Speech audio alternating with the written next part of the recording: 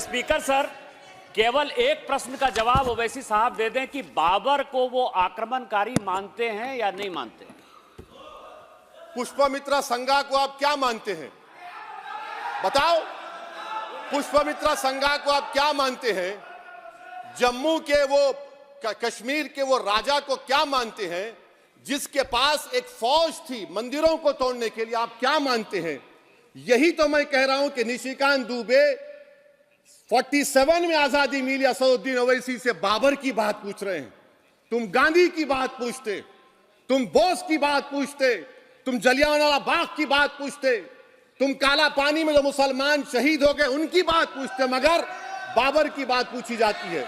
मेरी फिक्र में मेरा ईमान मुझे कहता है कि जिस जगह पर मस्जिद थी, है और रहेगी, बाबरी मस्जिद है और रहेगी। बाबरी मस्जिद जिंदाबाद, जिंदाबाद, भारत जिंदाबाद, जय हिंद।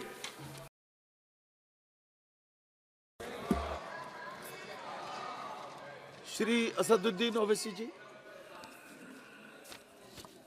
मोहतरम चेयरमैन साहब, आपका बेहद शुक्रिया।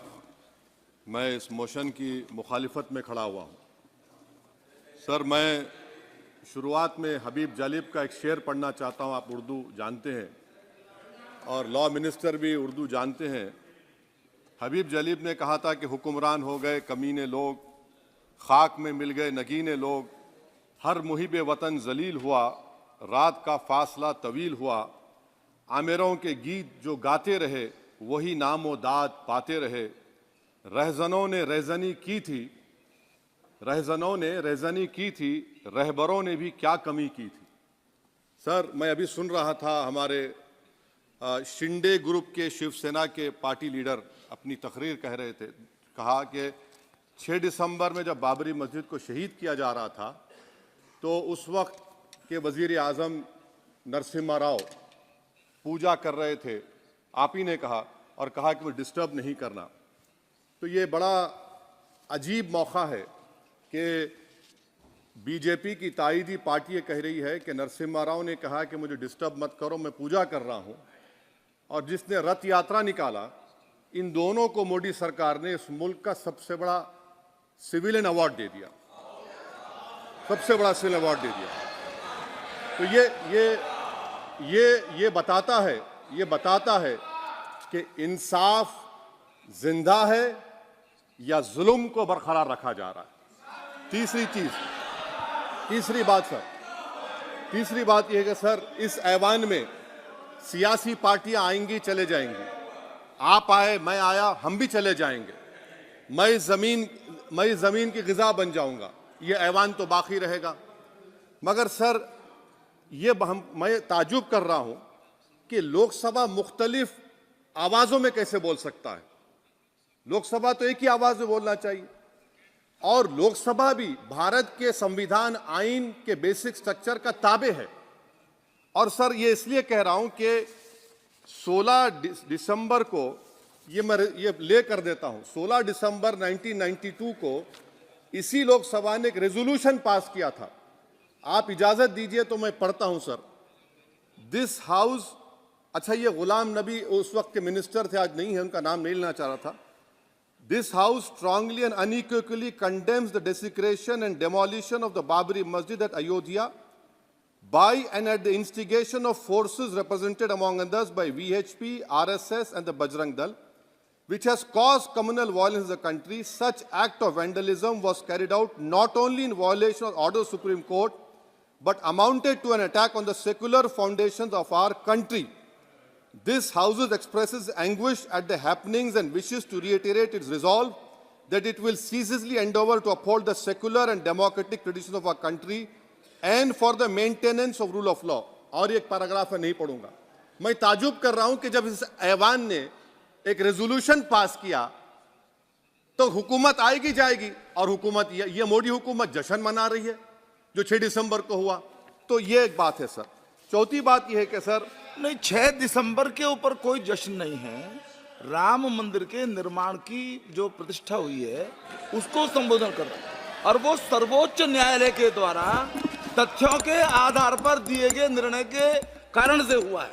सर्वोच्च न्यायालय का निर्णय है तथ्यों के आधार पर निर्णय है, Yes, yes. वो विषय आपने बोल दिया, ठीक है, ओके। सर, परंतु जो मंदिर का निर्माण है वो नियमानुसार सर्वोच्च न्यायालय के निर्णय से तथ्यों को देख करके। और एक सेकंड, आप इस्लाम के बहुत जानकार हैं, विद्वान हैं वैसे भी अब कानून के। यदि किसी अन्य धर्म के स्थान पर मस्जिद बनाई जाए तो शायद उसको मान्य नहीं किया जाता। अभी एएसआई ने, सुप्रीम कोर्ट ने स्वीकार किया है कि वहां पर राम मंदिर था। तो इस विषय केवल ये है कि वहां पर राम मंदिर ठीक बना कि नहीं बना, वो विषय हो गया। तो कृपया इस पर यदि आप कुछ बोले तो बोले प्लीज। सर, मैं आपको गलत साबित कर दूंगा सर। और मैंने रुक तो जाइए बड़ी इज्जत के साथ सर, मैं आपकी बड़ी इज्जत करता हूं सर। आपको मैं कोट कर रहा हूं सुप्रीम कोर्ट का जजमेंट, पैराग्राफ 1222 रोमन 17, उसमें लिखा गया है, the destruction of the mosque took place in breach of the order status को and the assurance given to this court, the destruction of the mosque and obliteration of Islamic structure was an egregious violation of the rule of law. Egregious का मतलब जो छोटी मोटी अंग्रेजी में आती है वो क्रिमिनल एक्ट कहा। और सर आपने कहा था कि वहां पर मंदिर को तोड़कर बनाया गया। सर मैं आपके सामने ये तमाम चीजें लेकर दूंगा, सुप्रीम कोर्ट के जजमेंट के पैराग्राफ्स हैं जिसमें सुप्रीम कोर्ट ने एएसआई की रिपोर्ट को नकारा। उन्होंने कहा कि मंदिर को तोड़कर मस्जिद नहीं बनाई गई थी। सुप्रीम कोर्ट ने कहा, सुप्रीम कोर्ट ने कहा। अब और मैं रख दूंगा, आप पढ़ लीजिए। अच्छा सर, मैं अपनी तकरीर पर आ जाता हूं सर। तो मैं अपनी बात कर देता हूं सर। तो मैं ये पूछना चाह रहा हूं कि क्या मोदी सरकार एक समुदाय, एक मजहब की सरकार है या पूरे देश के मजाहिब को मानने वालों की सरकार है? जिसको नहीं मानते उनकी सरकार है, हमको बता दीजिए। क्या मोदी सरकार सिर्फ एक फिक्र और नजरिया हिंदुत्व की सरकार है? क्या इस देश का, इस गवर्नमेंट ऑफ इंडिया का कोई मजहब है? इस वतन अजीज सबके मजहब को मानता है। सर मेरा मानना है कि इस देश का कोई मजहब नहीं है। क्या ये सरकार 22 जनवरी का पैगाम देकर यह बताना चाहती है कि एक मजहब को दूसरे मजहब के मानने वालों पर गलबा और कामयाबी मिली? क्या आइन इसकी इजाजत देता है? क्या ये पैगाम आप जब ऐवान से दे रहे हैं तो 17 करोड़ मुसलमानों को आप क्या पैगाम दे रहे हैं, ये मैं आप पर छोड़ता हूं। सर 49 में धोखा हुआ, 86 में धोखा हुआ, 92 में धोखा हुआ, 2019 और 22 में भी इस ऐवान के जरिए हमको धोखा दिया जा रहा है। और अफसोस के साथ कहना पड़ता है सर कि मुस्लिम अक़लियत को हमेशा ये कहा गया कि तुमको भारत के शहरी बरकरार रहने के लिए एक बहुत बड़ी कीमत तुमको चुकानी पड़ेगी, और हम पर इल्ज़ाम लगा दिया गया। सर क्या मैं बाबर का स्पोक्स पर्सन हूं? क्या मैं जिना का स्पोक्स पर्सन हूं? क्या मैं औरंगजेब का स्पोक्स पर्सन हूं? बताइए सर, आखिर मैं कहां तक आप मुझे लेकर जाएंगे? दूसरी बात यह है सर, दूसरी बात यह है कि फिर 6 दिसंबर के बाद देश में फसाद हुआ, नौजवानों को टाडा में डाला गया जो बूढ़े होकर निकले। यकीनन आपकी सरकार नहीं थी, आपकी सरकार नहीं थी। अच्छा, बल्कि मैं तो मर्यादा पुरुषोत्तम राम की इज्जत करता हूं, मगर मैं नाथूराम गोडसे से नफरत करता हूं। मेरी नस्लें नफरत करती रहेंगी क्योंकि नाथूराम गोडसे ने उस शख्स को गोली मारी जिसके जबान से आखिरी लफ्ज निकले हे राम। सर छठी बात यह है कि 87 में मलियाना हाशिमपुरा हुआ, 83 में नेल्ली हुआ, 44 में जम्मू में नस्ल कशी हुई, 2022 में हल्दीवानी में कत्ल हुआ। इतने धोखे सबसे बड़े किसको दिए गए? असदुद्दीन ओवैसी को दिए गए। मगर फिर भी मुझसे ही कहा जाता है कि वफादारी को तुम साबित करो अपनी ओवैसी। सर आज भारत के 17 करोड़ मुसलमान अपने आप को अजनबी और एलिनेट महसूस कर रहे हैं। मैं बहुत बड़ी नाइंसाफी होती है, सर ये कोई तारीखी नाइंसाफी को इंसाफ नहीं किया जा रहा है, स्पीकर बल्कि सर, अंग्रेजी में। स्पीकर सर, केवल एक प्रश्न का जवाब ओवैसी साहब दे दें कि बाबर को वो आक्रमणकारी मानते हैं या नहीं मानते हैं? पुष्पमित्रा संघा को आप क्या मानते हैं? बताओ, पुष्पमित्रा संघा को आप क्या मानते हैं? जम्मू के वो कश्मीर के वो राजा को क्या मानते हैं जिसके पास एक फौज थी मंदिरों को तोड़ने के लिए? आप क्या मानते हैं? यही तो मैं कह रहा हूं कि निशिकांत दुबे 47 में आजादी मिली, असदुद्दीन ओवैसी से बाबर की बात पूछ रहे हैं। तुम गांधी की बात पूछते, तुम बोस की बात पूछते, तुम जलियांवाला बाग की बात पूछते, तुम काला पानी में जो मुसलमान शहीद हो गए उनकी बात पूछते, मगर बाबर की बात पूछी जाती है। तो सर मैं आपको बता रहा था, खामखा डिस्टर्ब किए सर, मुझे मेरा वक्त ले लिए निशिकांत दुबे। सर मैं आपसे कह रहा था, मोदी हुकूमत ये पैगाम दे रही है भारत के मुसलमानों को कि जान बचाना है या इंसाफ चाहते हो। मैं कह रहा हूं, मैं भीख नहीं मांगूंगा, मैं इस नंगी तासुब को कबूल नहीं करूंगा, मैं दूसरे दर्जे के शहरी के मौक़िफ़ को कबूल नहीं करूंगा, मैं अपनी शनाख्त को नहीं मिटने दूंगा। अब मैं झूठी और दिल फरेब बातों पर हरगिज भरोसा नहीं करूंगा।